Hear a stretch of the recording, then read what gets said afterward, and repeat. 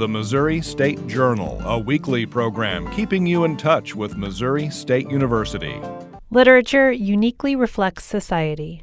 Without trying to be a historical document, novels can reflect the author's worldview, values, and beliefs, either overtly or in between the lines. I'm Nikki Donaldson. Today, I have Dr. Erin Kappeler as my guest. She is an assistant professor of English at Missouri State University. She's here to tell us about how we can use literature as a lens into the past, present, and future. Literature is such a great way to understand more about history, more about culture, more about just the experiences of living in the world that might not look like your own experiences of living in the world. I think especially today, it can be really easy to think that our political situation is totally new. Nothing like this has ever happened before. But going back and reading literature from previous times can kind of remind us there have been lots of moments of really intense polarization. And it can be just super helpful to see how people processed moments like this before. One example she mentions is The Sympathizer by Viet Thanh Nguyen. Kappeler taught this book recently.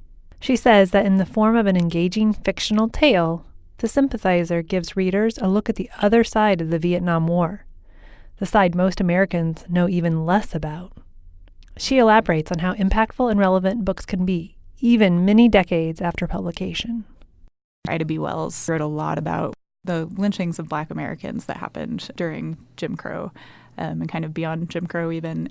She engaged in what we now think of as like media criticism. So she would just analyze how newspapers were reporting incidents of violence against Black American citizens. And reading that today really kind of helps put into context things like police violence in Ferguson and Baltimore and other areas. It helps us to see that although the problems we're facing now are very specific to our moment, that there's a larger history here.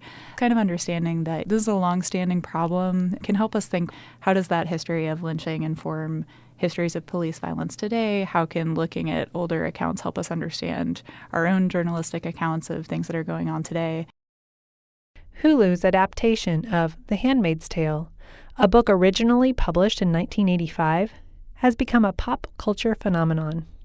And Kappeler reminds us that the dystopian society in the book is based on real events. That's such a great example of the way that literary authors are really specially equipped to help us think about contemporary problems. So Margaret Atwood has famously explained that everything that happens in The Handmaid's Tale is something that has happened historically already. And so she's presenting to us kind of our culture through a lens darkly. She's kind of showing us, things that have happened, things that could happen again. And because literature is a representational art, it's meant to reflect to us how we live. It's meant to get us to think about, well, how could we live differently? How could we approach these problems differently? I think that's one of the reasons why The Handmaid's Tale is really resonating so much now, just because it's so easy to see like, oh, this does reflect current realities. It also reflects past realities, and it gets people to reflect on, well, where do we want to go from here? What kind of a world do we want to live in? What kind of options do we want women to have? That's one of the reasons why that's become just such a touch point right now. Kappeler recommends a companion read for those who read The Handmaid's Tale. There is a book called The Awakening by Kate Chopin from, I think it was published in 1899.